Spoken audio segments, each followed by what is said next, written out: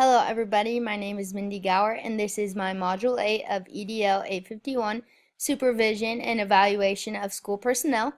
Throughout this module, I was given the opportunity to review a variety of different articles that allowed me to gain insight about the legal aspects of teacher evaluation. So let's go ahead and get started.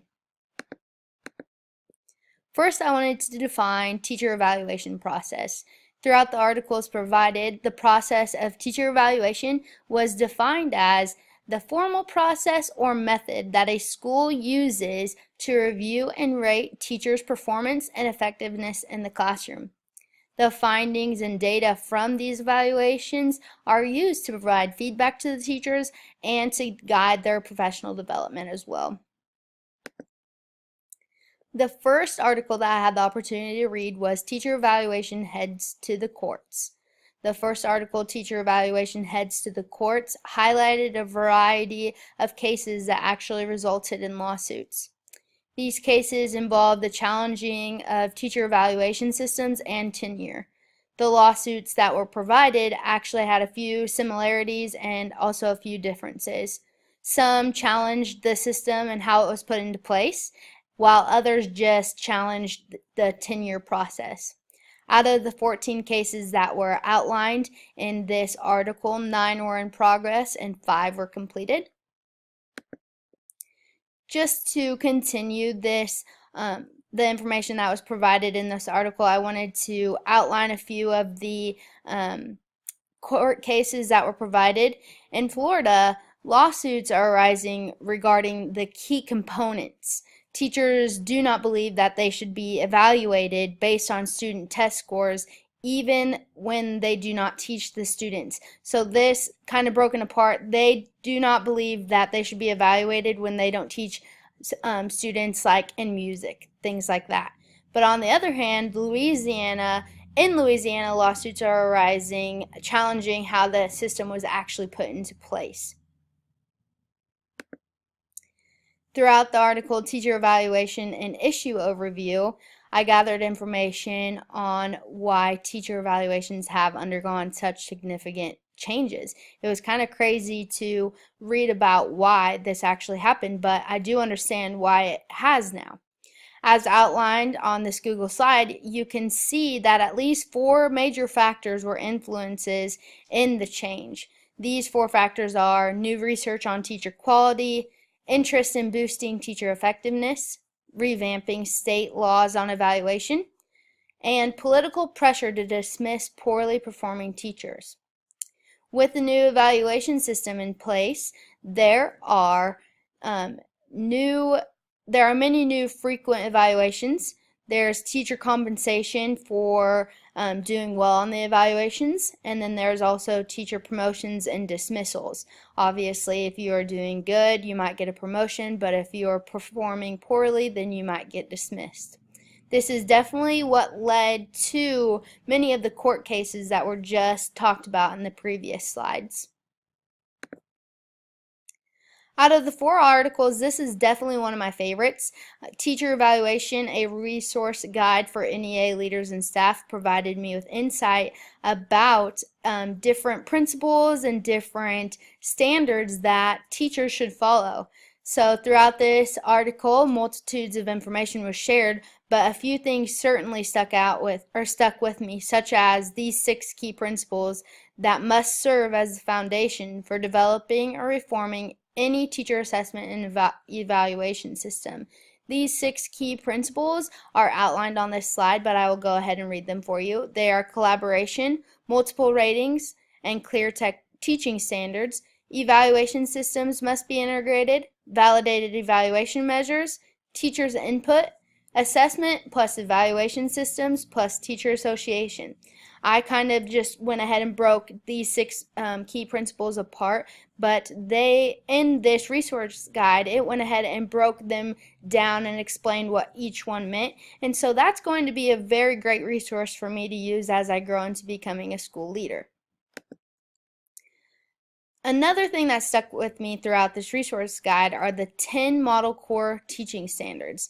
These standards outline what teachers should know and be able to do to ensure that every kindergarten through 12th grade student reaches the goal of being ready to enter college or the workforce in today's world. What is great about these 10 Model Core teaching standards is that they are grounded by research. They articulate what effective teaching and learning would look like in a transformed public education system.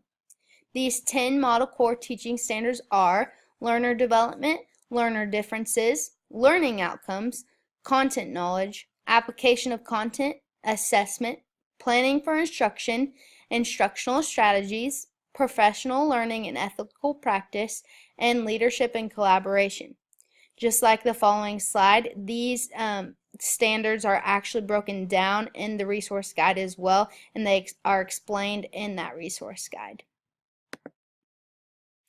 What I learned throughout the article, Teacher Evaluation Measures and Systems and How They Can Improve Teaching and Learning, is that it's not enough for a principal to just drop by a teacher's classroom, write some notes and check off some boxes and expect teaching to improve.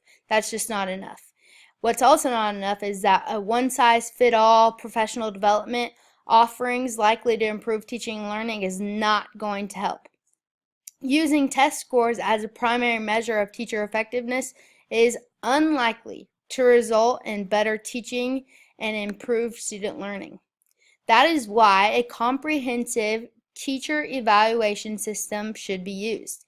A comprehensive teacher evaluation system gathers evidence on teaching and learning, and it uses a varied set of measures and indicators.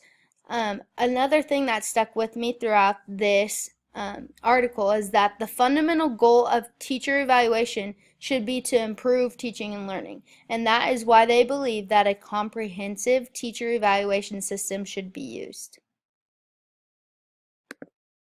Following reading the 4 articles, I went ahead and I went and looked at my school district's evaluation tool. We use the Keep Evaluation tool, which allows the teachers to plan instruction, demonstrate knowledge, use new strategies and techniques, and then going ahead and engaging in reflection.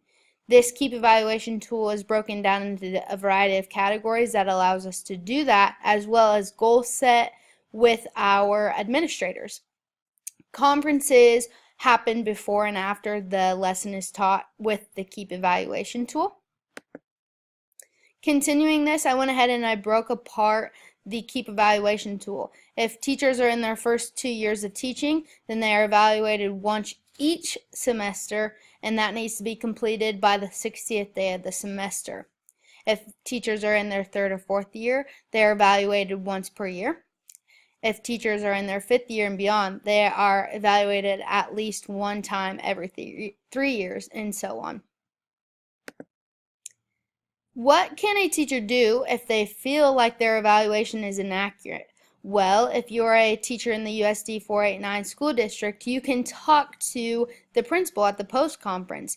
You can mention that they can come back in. If they say that you did not demonstrate a skill, well, ask and say, can you come back in? I know that I've demonstrated that skill in previous lessons, and I know that I can do it again, so would you like to come back into my room? That's one thing that they can do if they feel as if it is inaccurate. Just having open communication with your administrator really helps in our school district. What can teachers do if they feel they are unjustly being let go? Well, they can go through the due process. They can go through this process to prove why it is unjust. If they are KNEA members, obviously they will be backed up by that program. They can also talk to the principal, the superintendent, and the board members. So this is a court case where teachers and subjects without standardized tests are being judged unfairly on the progress of students they don't teach. This is a school that is using a school-wide growth formula. The teachers at this school believed that it was unjust and they did not want to be evaluated this way. This is a court case that happened in Florida. It was filed April 16, 2013. It was completed May 2014 in favor of the state. However, a Student Success Act was amended. School districts can now choose how they measure student performance for the subjects that are not assessed statewide.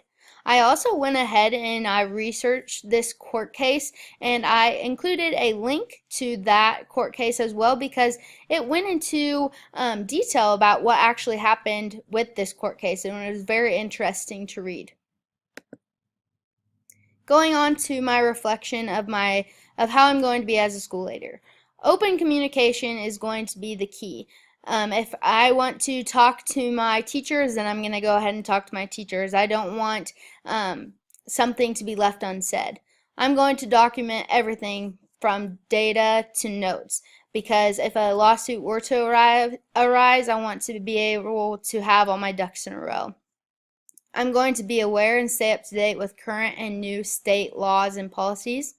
I'm going to understand, model, and follow the evaluation process. And I'm going to know the repercussions that can happen if it is not followed. And I am going to provide professional development learning opportunities for my teachers so that we can always be teaching our students to the best of our abilities. And these are the references that I used for this module. Thank you for listening.